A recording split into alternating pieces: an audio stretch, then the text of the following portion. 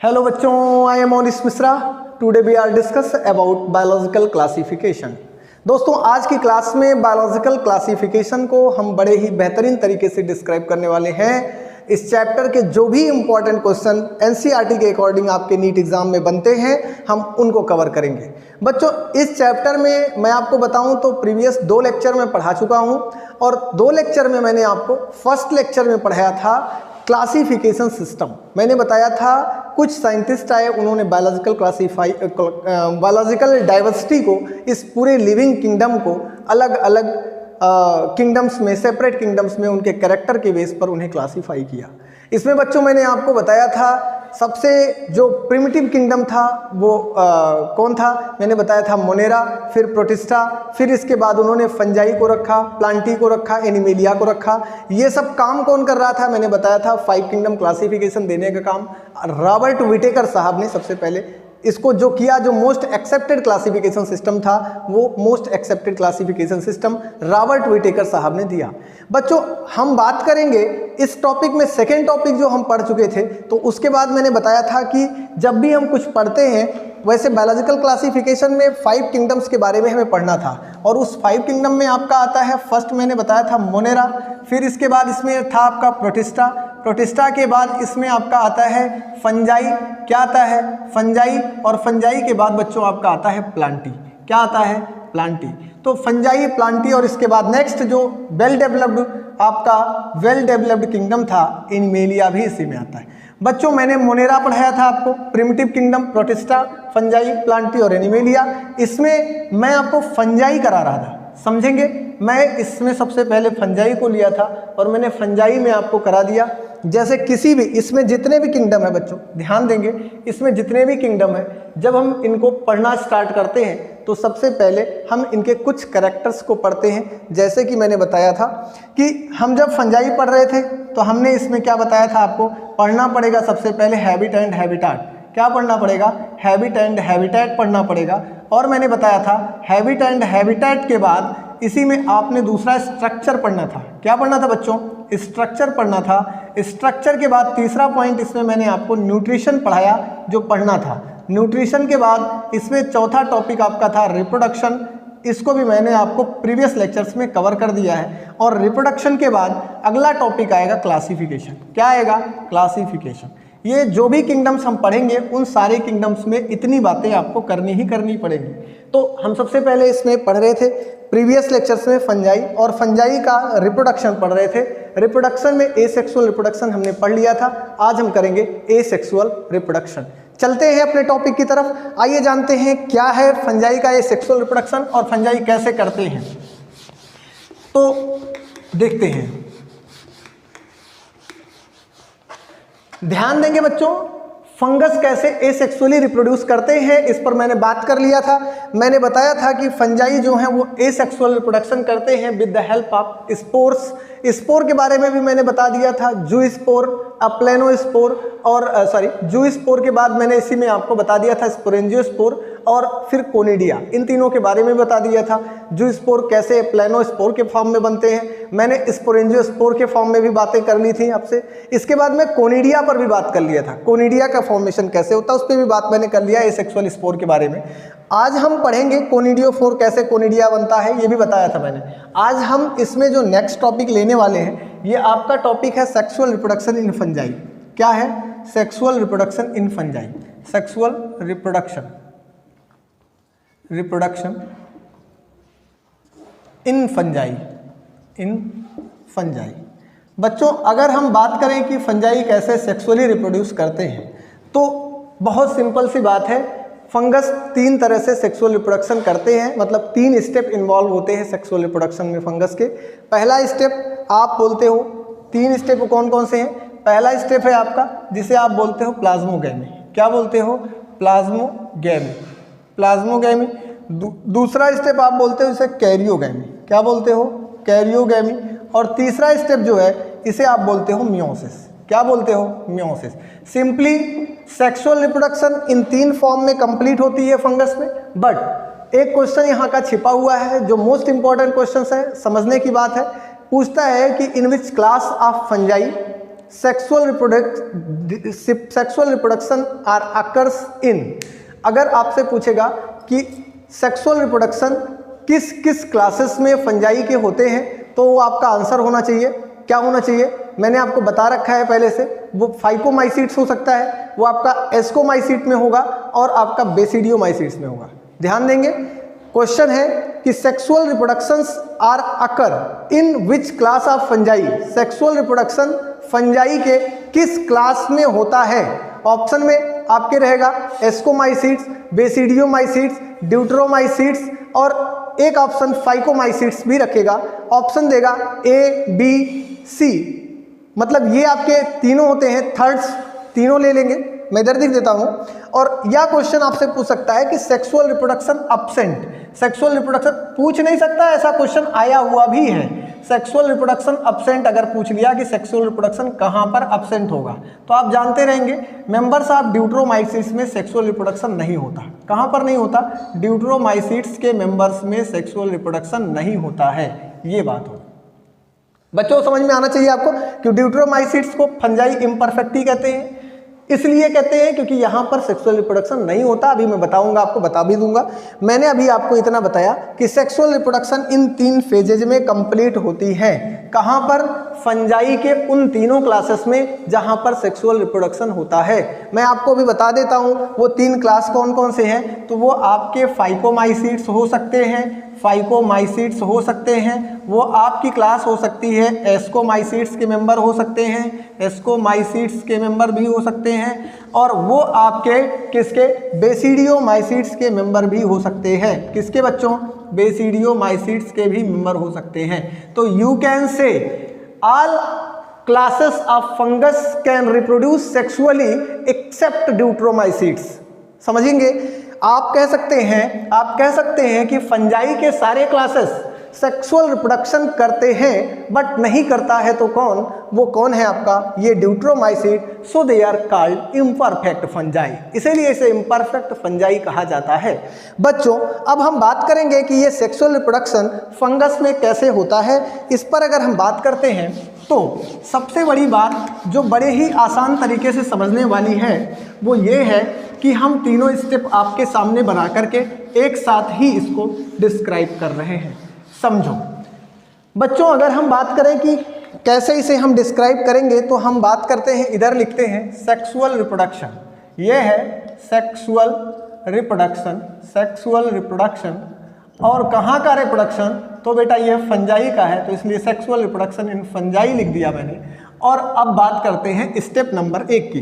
किसकी बात करेंगे, स्टेप नंबर 1 की। स्टेप नंबर 1 में क्या होता है मैं बताता हूं। आपके सामने 2 टाइप के सेल्स हैं, सेल्स नंबर 1, सेल नंबर 2, या हाइफी नंबर, मेटिंग हाइफी आप इन्हें कह सकते हैं, मेटिंग हाइफा नंबर 2। इसमें आपके 2 फंगल सेल, इसमें भरा हुआ है सेल के अंदर साइटोप्लाज्म, इसमें भी साइटोप्लाज्म होगा ही होगा। ध्यान देंगे बच्चों, जब इस दोनों के साइटोप्लाज्म आपस में फ्यूज करेंगे, फ्यूजन ऑफ साइटोप्लाज्म, किसके साइटोप्लाज्म, दोनों सेल के साइटोप्लाज्म। आप इधर लिख सकते हैं फ्यूजन, पहले स्टेप में फ्यूजन ऑफ साइटोप्लाज्म। जब साइटोप्लाज्म सेल्स के फ्यूज करेंगे तो ऐसे स्टेप को आप बोलोगे, स्टेप नंबर 1 को यहाँ लिखता हूँ, बोलोगे प्लाज्मोगैमी। क्या बोलोगे, प्लाज्मोगैमी। इसे आप प्लाज्मोगैमी बोलोगे। क्या बोलोगे, प्लाज्मोगैमी। प्लाज्मा मतलब साइटोप्लाज्म, गैमी मतलब फ्यूज कर रहे हैं, प्लाज्मा मतलब साइटोप्लाज्म, गैमी मतलब फ्यूज कर रहे हैं। जब साइटोप्लाज्म फ्यूज कर रहे होंगे तो बच्चों दिस टाइप ऑफ फ्यूजन को क्या बोलेंगे, plasmogamy. This is the first step of sexual reproduction in fungi, या फंजाई का पहला सेक्सुअल रिप्रोडक्शन का स्टेप है।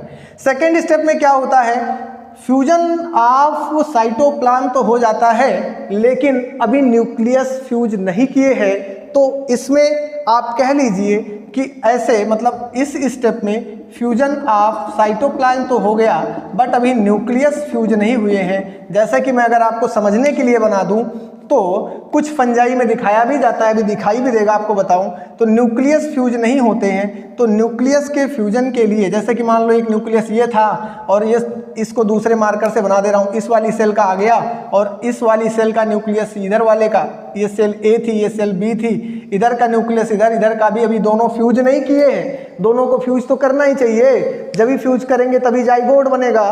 तो अगर हम बात करें अभी फ्यूजन नहीं हुआ है, तो फ्यूजन नहीं हुआ तो अगले की स्टेप में क्या होगा, तो न्यूक्लियस का फ्यूजन होगा, जिसे आप बोलोगे कैरियोगैमी। मैं इधर लिखता हूँ स्टेप 2, स्टेप सेकेंड, और स्टेप सेकेंड में क्या होगा, न्यूक्लियस का फ्यूजन होगा बच्चों, और न्यूक्लियस के फ्यूजन को आप क्या बोलोगे, तो इधर आप अब देखेंगे न्यूक्लियस फ्यूज होकर के एक साथ आ गए हैं, इस स्टेप को बोलोगे आप, इस स्टेप को क्या बोलोगे, कैरियोगैमी। इधर लिख देता हूँ fusion of nucleus, fusion of nucleus, nucleus fuse करके क्या कर रहे हैं, कैरियोगैमी कर रहे हैं। बात समझ में आ गई होगी।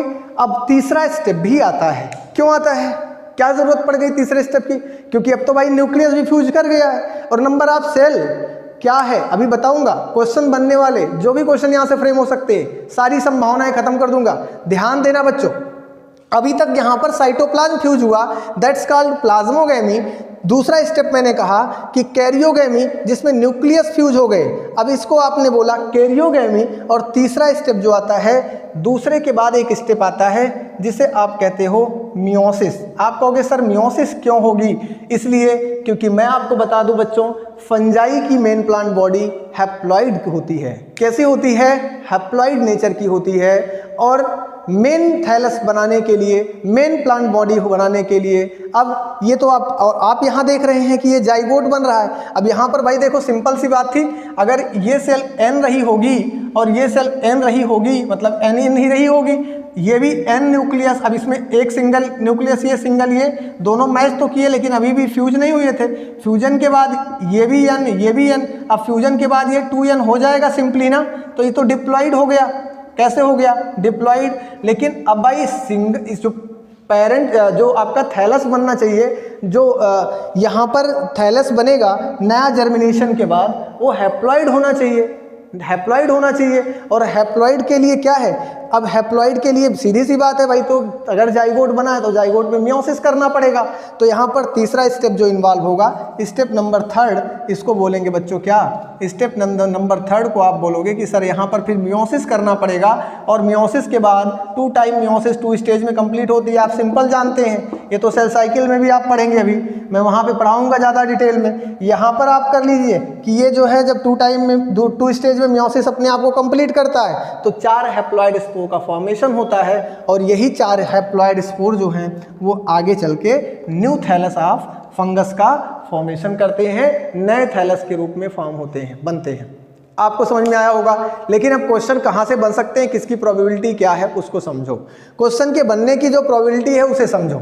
समझना क्या है बच्चों, सबसे पहली बात तो ये है कि सेक्सुअल रिप्रोडक्शन कितने स्टेप में कंप्लीट हुआ, ये क्वेश्चन नहीं पूछा जाएगा बट जानते रहिएगा। सेक्सुअल रिप्रोडक्शन मेनली अगर हम बात करें सेक्सुअल रिप्रोडक्शन इन फंजाई, तो आप कहेंगे कि सर कंप्लीटेड इनटू 3 स्टेप। वो 3 स्टेप कौन है, प्लाज्मोगैमी, कैरियोगैमी, मियोसिस, 3 स्टेप में कंप्लीट होते हैं। बट अगर मैं आपसे कहूँ, अगर आपसे कहूँ in the class ascomycetes and basidiomycetes, how many steps are involved in sexual reproduction of fungi, मतलब एस्कोमाइसीड्स, बेसिडियोमाइसीड्स की क्लासेस में कितने स्टेप टोटल इन्वॉल्व होते हैं सेक्सुअल रिप्रोडक्शन में, during sexual reproductions how many steps are involved in ascomycetes and basidiomycetes. तुरंत ही आपका आंसर चेंज हो जाएगा, समझना, तब आप बताएंगे बेटा इसमें 4 स्टेप इन्वॉल्व होते हैं। तब आप तीसरा स्टेप, 3 ही स्टेप मत बताइएगा, 4 स्टेप बताएंगे। वो 4 स्टेप कौन कौन से हैं मैं आपको दिखाता हूँ, समझो। उन दोनों स्थिति में क्या होगा, एस्को और बेसिडियो में क्या होगा, उन दोनों में आप समझो ये जो स्टेज देख रहे थे आप, सिंपली ऐसे ही थी होती है। इसमें मैंने आपको दिखाने के लिए यहाँ बनाया था, लेकिन आप देखिए ऐसे 3 स्टेप तो ऐसा होता है, लेकिन जो चौथा स्टेप होता है वो इससे पहले, इसके मतलब ये इसके बाद में और इससे पहले, ये तीसरा स्टेप इस बीच में और घुसा होता है, और उस स्टेप में ये होता है कि जो ये सेल होती है, इन दोनों में ये दिखाई देता है, डाई कैरियन स्टेज दिखाई देता है, यहाँ पर दिखाई देता है, डाई कैरियन स्टेज यहाँ पर दिखाई देता है। क्यों दिखाई देता है? क्योंकि आप जानते हैं ये डाई कैरियन स्टेज एस्को और बेसिडियो माइसीट्स में देखने को मिलता है। डाई कैरियन स्टेज कहाँ पर देखने को मिलेगा? तो आप बताएंगे सर एस्को माइसीट्स और बेसिडियो माइसीट्स में डाई कैरियन स्टेज देखने को मिलेगा। समझ में आया? अगर आपसे क्वेश्चन पूछेगा कि ये कहाँ पर होता है, तो आप टोटल 3 स्टेप की बात करेगा तो फाइकोमाइसीट्स भी आप मतलब उसमें बताएंगे, और एस्को बताएंगे, और बेसिडियो भी बताएंगे। लेकिन अगर पूछेगा आपसे कि अगर आपसे ये क्वेश्चन बदल दिया कि एस्को और बेसिडियो में कितने स्टेप इन्वॉल्व होते हैं, तो आप बताएंगे सर एक स्टेप नया इन्वॉल्व होता है। वो कौन सा स्टेप है? प्लाज्मोगैमी, फिर कैरियोगैमी, कैरियोगैमी के बाद न्यूक्लियस दोनों दिखाई देते हैं, विजिबिलिटी रखते हैं, इसे बोलते हैं डाई कैरियन स्टेज। क्या बोलते हैं? Dikaryon stage. और ये डाई कैरियन स्टेज कहाँ पर दिखती है? ये क्वेश्चन पूछ सकता है किसके किसके बीच में, तो बताएंगे कि सर ये डाई कैरियन स्टेज कैरियोगैमी और मियोसिस के बीच में आती है। तो ये आपकी चौथी स्टेप हो गई, ये पहली स्टेज हो गई, ये दूसरी स्टेज हो गई, तीसरी स्टेज में ये आ गई, और फिर ये चौथी स्टेज हो जाएगी। उस अकॉर्डिंग अगर देखेंगे तो एस्को और बेसिडियो को कंसीडर करते हुए देखेंगे तो ये आप ध्यान से देखिएगा, यहाँ पर गलती नहीं होनी चाहिए। एक गलती मैंने ये बता दिया, इसको आप पकड़ेंगे, ध्यान रहना चाहिए।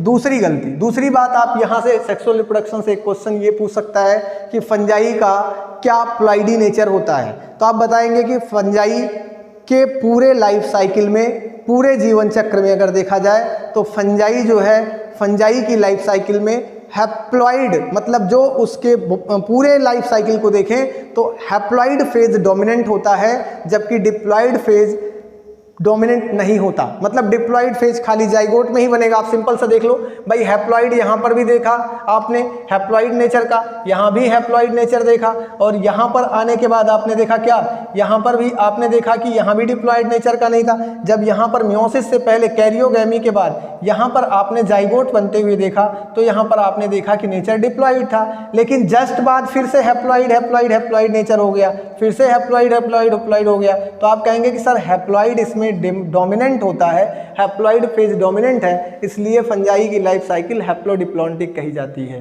क्या बोली जाती है? हैप्लोडिप्लॉन्टिक लाइफ साइकिल बोली जाती है, haplontic type of life cycle. तो ये आपका हो गया सेक्सुअल रिप्रोडक्शन। इससे ज़्यादा क्वेश्चंस नहीं बनेंगे, स्टेप याद रखना है, और इसके जो स्टेप में क्या क्या प्रोसेसेस होनी है इसको करना है।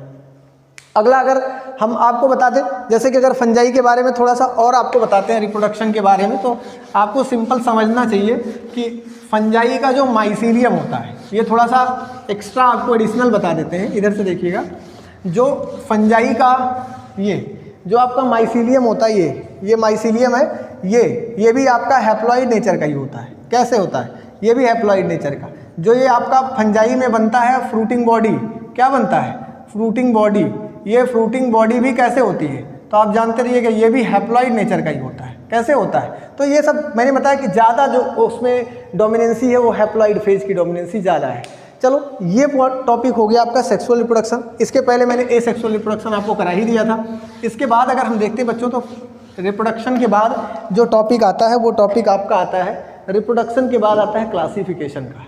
तो how many classes are divided of fungi, fungi को कितने क्लासेस में डिवाइड किया गया है? तो एनसीईआरटी के अकॉर्डिंग अगर देखेंगे तो आपको बताया हुआ है। देखो बच्चों, ये फंजाई का क्लासिफिकेशन बताता हूँ। सबसे पहले क्लासिफिकेशन ऑफ फंजाई अगर हम बात करें तो फंजाई को क्लासीफाई किया गया है एक सबसे प्रिमिटिव क्लास जिसे आप बोलते हो फाइकोमाइसीट्स। क्या बोलते हो? फाइकोमाइसीट्स। दूसरा आपका आता है एस्कोमाइसीट्स। क्या आता है?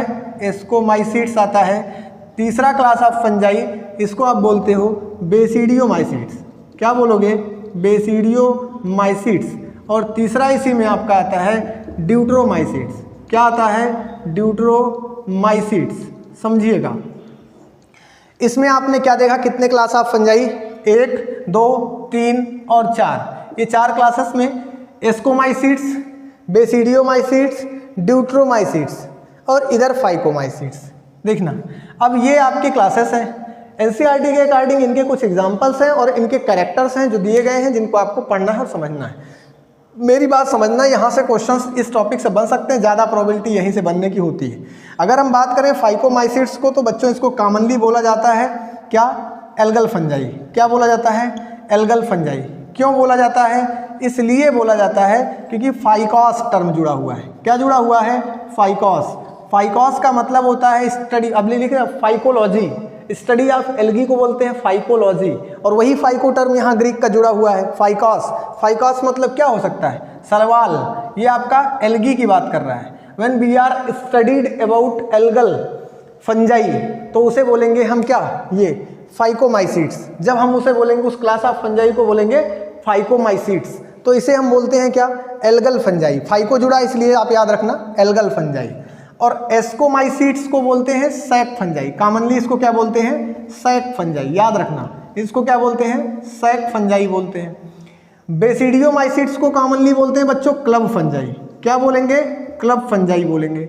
ड्यूट्रोमाइसिट्स को कॉमनली बोलते हैं फंजाई इम्परफेक्टी। क्या बोलते हैं, इम्परफेक्ट फंजाई। याद रखेंगे, इसे बोलेंगे इम्परफेक्ट फंजाई। क्या याद रखना है, इम्परफेक्ट फंजाई। आपको मैंने बताया चारों के कॉमन नेम याद रखेंगे, हो सकता है क्वेश्चन पूछे। फिलहाल इस लेवल के क्वेश्चन अब नीड में नहीं आते हैं। अब स्टेटमेंट टाइप के क्वेश्चन आने लगे हैं, अब आपके मैचिंग टाइप के क्वेश्चन आने लगे हैं। क्वेश्चन थोड़ा सा भड़काऊ और बड़े से दिखते हैं, बट उसमें जान होती नहीं, अलग बात है, लेकिन क्वेश्चन थोड़ा सा बड़े आ रहे हैं। तो ये इस टाइप के क्वेश्चन नहीं, लेकिन याद रखेंगे सैक फंजाई एस्कोमाइसिट्स के मेंबर को, क्लब फंजाई बेसिडियोमाइसिट के मेंबर को, और इम्परफेक्ट फंजाई बोलेंगे ड्यूट्रोमाइसिट्स के मेंबर को बोलेंगे। समझिए बच्चों, ये हो गए आपके फंजाई के कॉमन नेम। अब ये जो फाइकोमाइसिट्स है फर्दर डिवाइडेड है, दो पार्ट्स में मैं इसको डिवाइड करके आपको समझा दूंगा। फिलहाल ये एनसीईआरटी के बाहर थोड़ा सा जा रहा हूँ, बट इसे समझना जरूरी है। अब इसको डिवाइड किया गया बाद में ओमाइसिट्स में, किसमें, दो स्पेशल क्लासेस में इनको अलग अलग डिवाइड किया, थोड़े से अंतर थे इसमें। तो एक को ओमाइसिट्स में डिवाइड किया गया है और दूसरे को जाइगोमाइसिट्स में डिवाइड किया गया है। किस में डिवाइड किया गया है, जाइगोमाइसिट्स में। इसे ओमाइसिट्स में और इसे जाइगोमाइसिट्स में।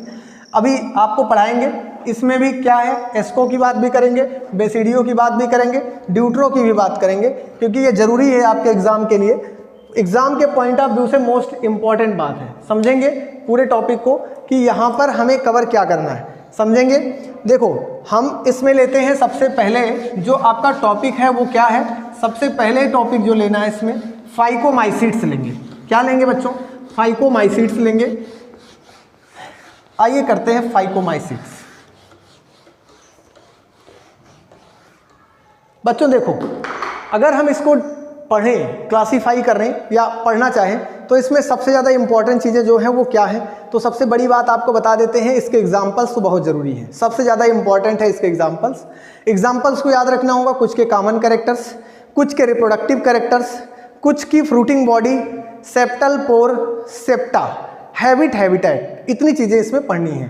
तो अगर हम इतना चीज़ पढ़ना चाहते हैं तो इसके लिए हमको क्या होगा कि या तो हम इसको अगर हम प्रॉपर वे में पढ़ेंगे तो इसको लिख लिख करके एक एक चीज़ याद करना पड़ेगा। इसके लिए मैं सिंपल सा एक तरीका आपको बताता हूँ, चार्ट के तरीके से आप इसे याद कर लेंगे। सिंपल वे है, सिंपलेस्ट तरीका है, और सिंपल वे में आप चीज़ों को कर पाएंगे। जैसे कि यहाँ पर लिखा हुआ है, मैं अगर लिखता हूँ क्लासिफिकेशन ऑफ फंजाई की बात करता हूँ, फंजाई की क्लासिफिकेशन की बात यहाँ पर लिख देता हूँ, फंजाई का क्लासिफिकेशन, और मैं इसे इधर से डिवाइड करता हूँ, इधर से, समझेंगे। ये आपका हो गया, इधर हम लिख देते हैं फीचर, ये हो गए फंजाई के फीचर हो गए, और यहाँ पर मैं क्लासेस फंजाई का कर देता हूँ, क्लास ऑफ फंजाई। ध्यान देंगे, कुछ कैरेक्टर्स मैं आपको डिस्क्राइब कर देता हूँ। सबसे पहले यहाँ पर जो फंजाई का क्लास लिखते हैं वो लिखते हैं आपका एल्गल फंजाई, जिसे आप कहते हो फाइकोमाइसिट्स। हाँ सर जी बोलिए। नहीं, चाय नहीं अभी पियेंगे, क्लास ले रहे हैं बाद में। फाइकोमाइसिट्स। दूसरा आपका है एस्कोमाइसिट्स। क्या है, एस्कोमाइसिट्स। तीसरा आपका है बेसिडियोमाइसिट्स, और इसके बाद आपका आता है ड्यूट्रोमाइसिट्स। क्या आता है, ड्यूट्रोमाइसिट्स, समझेंगे, ड्यूट्रोमाइसिट्स। देखेंगे बच्चों, एस्कोमाइसिट्स, बेसिडियोमाइसिट्स, ड्यूट्रोमाइसिट्स, ये क्या है, ये आपके क्लास ऑफ फंजाई, मैंने इनको बता ही दिया आपको। अब इसमें अब समझेंगे क्या है। अब हम बात कर रहे थे ये जो आपका फाइकोमाइसीट्स है इसको मैंने दो पार्ट में बांटा था, एक को मैंने oomaइसीट्स कह दिया था और दूसरे को मैंने क्या कह दिया था, इधर oomaइसीट्स और इधर मैंने जाइगोमाइसीट्स कह दिया था, जाइगोमाइसीट्स कह दिया। देखिए बच्चों अगर हम बात करें सबसे पहले फीचर की, तो अगर हम फीचर रखते हैं तो फंजाई का पहला फीचर होना चाहिए हैबिट या हैबिटेट होना चाहिए। पहला हैबिटेट लिख दिया, वास स्थान, ये रहते कहाँ पे। तो फाइकोमाइसीट्स का आपका ऊ और जाइगो दोनों एक्वेटिक नेचर का होता है। कैसा होता है? एक्वेटिक नेचर का होता है। एस्कोमाइसीट्स से लेकर के और यहाँ तक जो भी मेंबर्स हैं ये आपके टेरेस्ट्रियल नेचर के होते हैं। कैसे होंगे? टेरेस्ट्रियल नेचर के होंगे। ये हो गया आपका टेरेस्ट्रियल नेचर के होंगे, नेचर, ये आपके टेरेस्ट्रियल नेचर के होंगे। कौन? यहाँ से एस्को से लेकर के ड्यूट्रोमाइसीट्स के। दूसरा जो इसका जो इम्पोर्टेंट टॉपिक आ सकता है वो आपका लिख देता हूँ हैबिटेट। हैबिट के बाद आपका हैबिटेट के बाद हैबिट में मैं इनके न्यूट्रिशन की बात करता हूँ। तो जो फाइकोमाइसीट्स के मेंबर हैं ये ऑब्लिगेट पैरासाइट होते हैं। एनसीईआरटी लिखती है, इंपॉर्टेंट बात है, ऑब्लिगेट पैरासाइट है। क्या है? ऑब्लिगेट पैरासाइट होते हैं। इसके बाद मैं इनकी बात करूँ तो ये आपके पैरासाइट हैं। क्या हैं? पैरासाइट हैं। ये आपके पैरासाइट हैं। सैप्रोफाइट नेचर के भी हो सकते हैं, कुछ एग्जाम्पल सैप्रोफाइट भी हो सकते हैं, सैप्रोफाइट नेचर के भी हो सकते हैं। और ये बेसिडियोमाइसीट्स के जो मेंबर हैं ये आपके पैरासाइट और सैप्रोफाइट ये भी हैं, सैप्रोफाइट नेचर के हैं, सैप्रोफाइट नेचर के हैं। अभी बताएंगे कौन कौन से आते हैं, जैसे कि एगेरिकस वगैरह, मशरूम। अगर बात करें ड्यूट्रोमाइसीट्स में बात करते हैं तो ये आपके सैप्रोफाइट और पैरासाइट नेचर, ये पैरासाइट नेचर के बीमारी वगैरह काज करते हैं, पैरासाइट नेचर के होते हैं। कुछ ऐसे भी हैं जो सैप्रोफाइट होते हैं। कैसे होते हैं? सैप्रोफाइट नेचर के भी होते हैं, समझिएगा।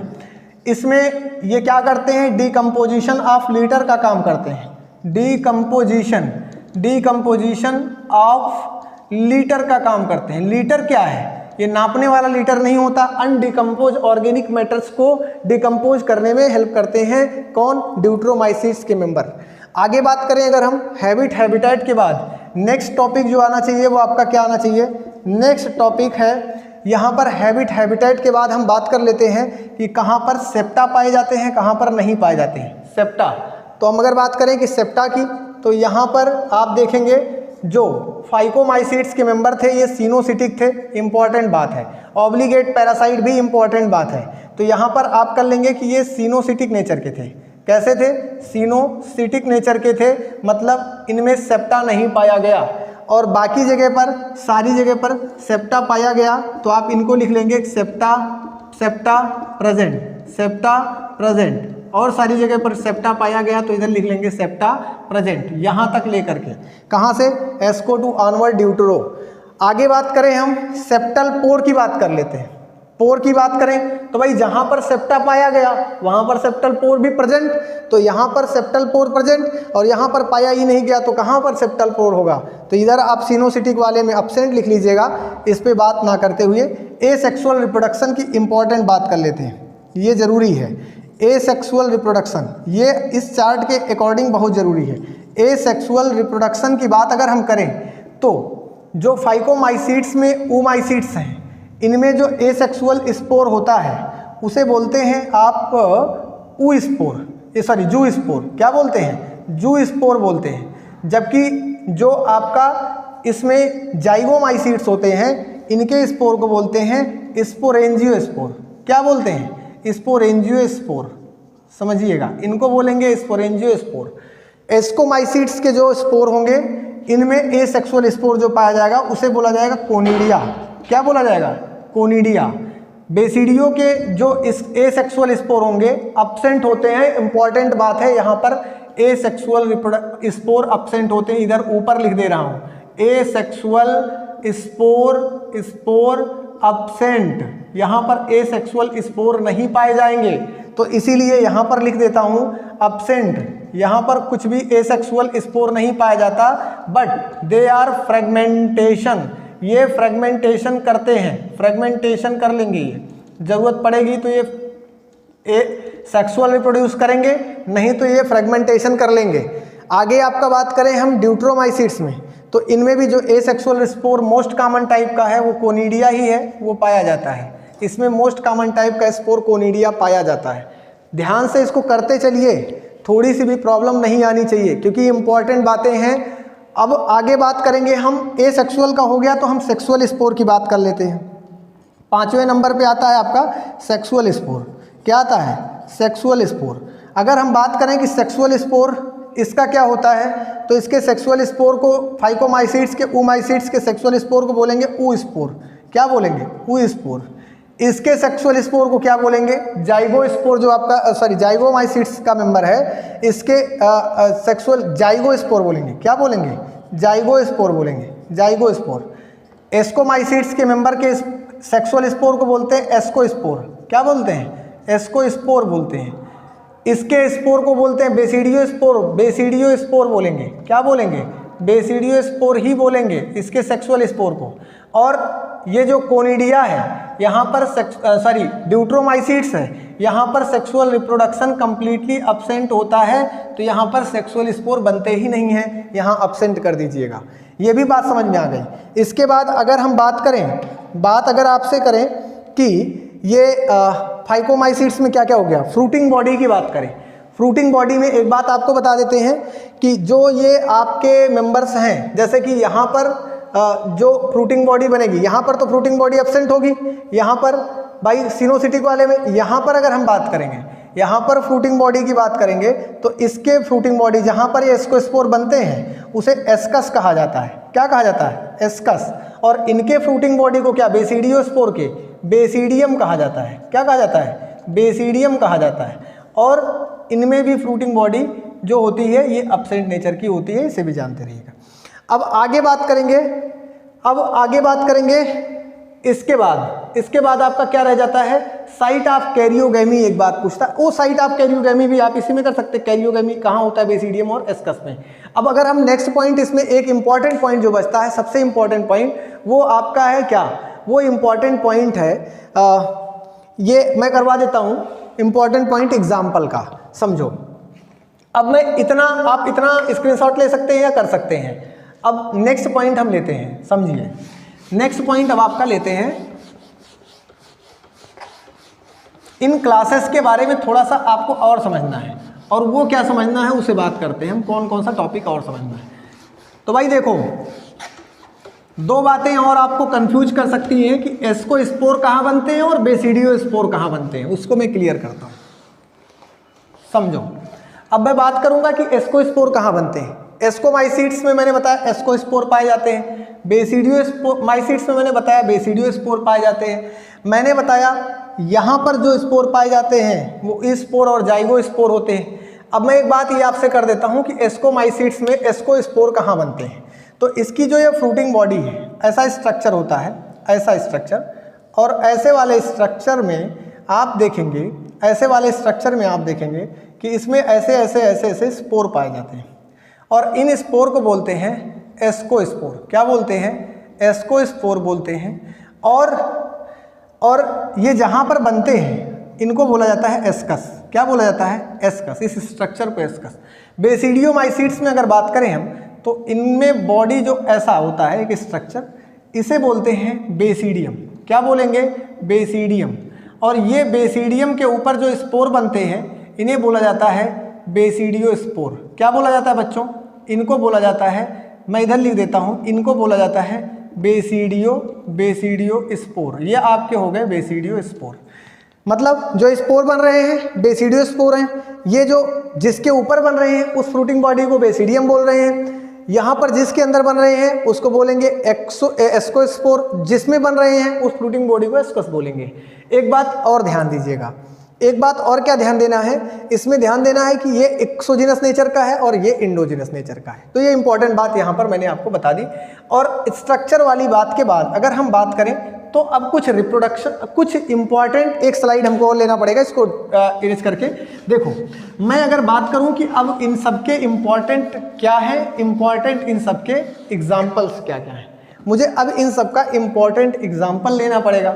समझो बच्चों, इन सबके इंपॉर्टेंट एग्जाम्पल बहुत ज़रूरी हैं, वही आपको ज़रूर से ज़रूर याद रखना है।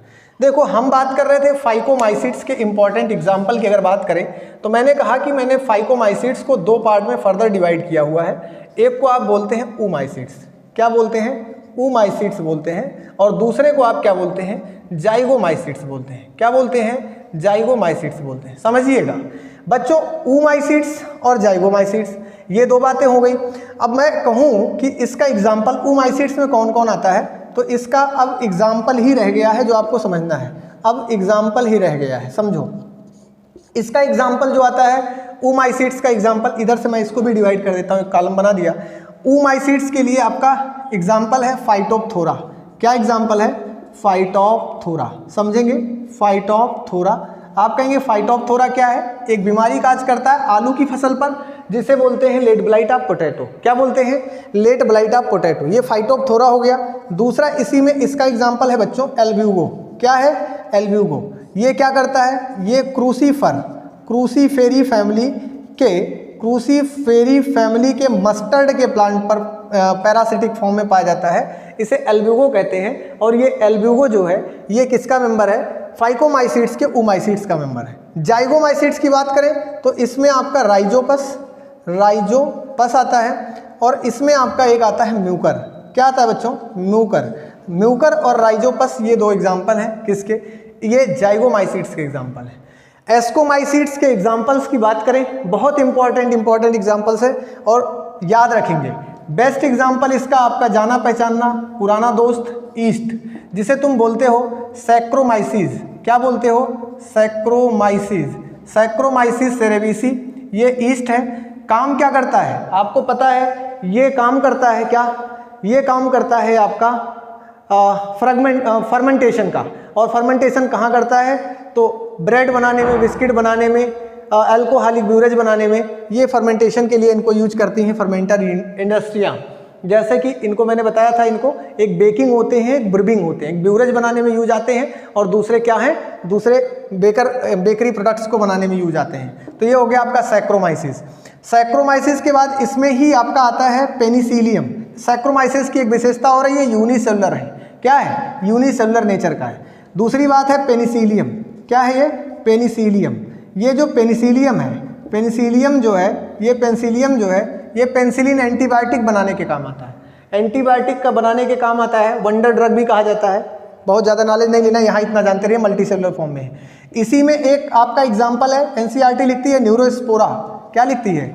ये बायोकेमिकल और जेनेटिक्स के यूज के लिए जाना जाता है। तो आप लिख सकते हैं Neurospora used in biochemical and genetics use. Genetics, इसे आप बोलते हैं ड्रासोफिला प्लांट किंगडम। किसको? न्यूरोस्पोरा को ड्रासोफिला प्लांट किंगडम भी बोला जाता है।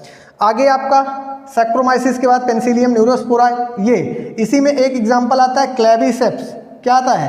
क्लेविसेप्स भी आता है। तो ये सब आपके बेस्टेस्ट एग्जाम्पल हैं एस्कोमाइसिट्स के। किसके? एस्कोमाइसिट्स के। बात करें कि बेसिडियोमाइसिट्स में कौन कौन आते हैं, तो ध्यान दो, जाना पहचाना सबसे खास, सबसे अच्छा, जिसे तुम खाते पीते हो, जिसे तुम बोलते हो मशरूम, आपका है एगेरिकस। क्या है? एगेरिकस, जिसे तुम मशरूम बोलते हो। क्या बोलते हो? मशरूम बोलते हो। डिलीशियस होता है, खाया जाता है। और आगे बात करें तो इसी में आपका मशरूम आता है, और मशरूम को कहाँ पर ग्रो करता है? इस बेस पर इसे काप्रोफिलस बोला जाता है, क्योंकि ये डंग पर भी ग्रो कर जाता है, गोबर पर, पशुओं के डंग पर ग्रो करता है, तो इसीलिए इसे काप्रोफिलस फंगस कहा जाता है।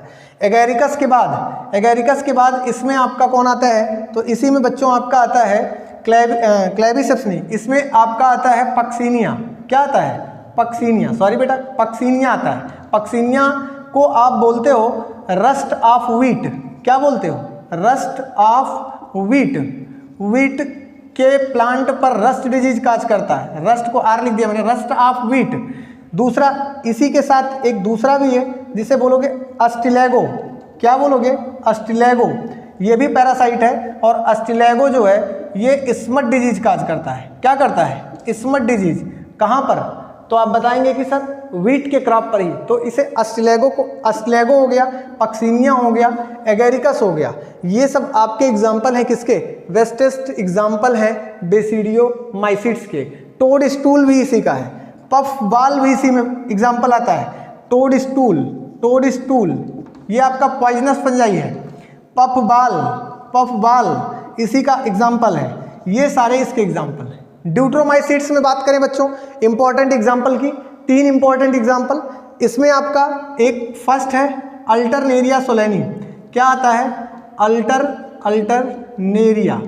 अल्टरनेरिया सोलेनी, ये आलू की फसल पर अर्ली ब्लाइट ऑफ पोटैटो काज करता है। दूसरी बात, इसमें आपका कोलिटोट्राइकम आता है। कौन आता है?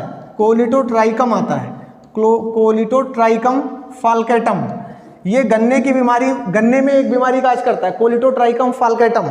इसी में अगर आप ड्यूट्रोमाइसीट्स में बात करें तो इसी में बच्चों आपको ट्राइकोडर्मा देखने को मिलता है। ट्राइकोडर्मा आपकी बॉडी पर, स्किन पर दाद, खाज, खुजली, खास करके रिंगवर्म काज करता है। तो ये आपके मेंबर्स हैं, फंजाई हैं ड्यूट्रोमाइसीट्स के। मैंने ये आपको एग्जाम्पल कर दिया, इतने एग्जाम्पल इसमें। जब Phytophthora, Albugo, crucifer, Rhizopus, Mucor, ये एग्जाम्पल हैं फाइकोमाइसीट्स के। एस्कोमाइसीट्स में ईस्ट, यूनिसेलुलर फंगस कहते हैं। ब्रीविंग और बेकिंग इंडस्ट्री में इसका यूज होता है। पेनिसिलियम एंटीबायोटिक बनाने के लिए यूज करते हैं, पेनिसिलिन बनाने के लिए किए हैं, इसका यूज हुआ है। ये भी आपका एस्कोमाइसीट का मेंबर है। न्यूरोस्पोरा, ये बायोकेमिकली और जेनेटिक्स में इसको यूज करते हैं। ड्रासोफिला ऑफ बोला जाता है इसे प्लांट किंगडम। आगे आपका क्लेबिसेप्स, एलएसडी बनाने के लिए इसका यूज किया जाता है, क्लेबिसेप्स का भी जानते रहिएगा। बेसिडियोमाइसीट्स में एग्जांपल एगेरिकस, जिसे तुम मशरूम कहते हो, moth proteinaceous, Puccinia, rust of wheat आप डिजीज काज करता है, अस्टिलैगो स्मट डिजीज काज करता है, टोड स्टूल और puffball are example of basidiomycetes. और अगला आपका ये है क्या, ये ड्यूट्रोमाइसीट्स में अल्टरनेरिया सोलेनी, कोलिटोट्राइकम और ट्राइकोडर्मा। बेटा मोरल्स और truffles are most delicious fungus, question पूछ सकता है तो याद रखेंगे मोरल्स और ट्रफल्स मोस्ट डिलीशियस फंजाई हैं और वो यहाँ के हैं। यहीं पर आप याद लिख लीजिएगा अगर आपको जानना है तो मोरल्स और ट्रफल्स भी, मोरल्स एंड ट्रफल्स। ये मोरल्स और ट्रफल्स जो हैं ये डिलीशियस फंगस हैं, स्वादिष्ट फंगाई हैं और खाए जाते हैं, मतलब मशरूम टाइप के हैं तो इनको खाते हैं। आज मैंने आपको क्लासिफिकेशन ऑफ फंजाई के सारे टॉपिक्स कवर करा दिए हैं। एक बार 2 बार देखिएगा, लेक्चर को बनाइएगा, लिखिएगा, नोट करिएगा, बार बार पढ़िएगा, क्योंकि फंजाई से क्वेश्चंस बन सकते हैं। खास करके जो क्वेश्चन बनने की प्रोबेबिलिटी है वो इनके एग्जाम्पल से है। एग्जाम्पल को अच्छे से पढ़ लीजिएगा, एसेक्सुअल सेक्सुअल रिप्रोडक्शन को अच्छे से पढ़ लीजिएगा, इनके बॉडी ऑर्गेनाइजेशन को सही से पढ़ लीजिएगा। क्वेश्चन 100% आपके लगेंगे। पढ़ते रहिए, खुश रहिए, मस्त रहिए। फिर मिलते हैं। जय हिंद, जय बायोलॉजी।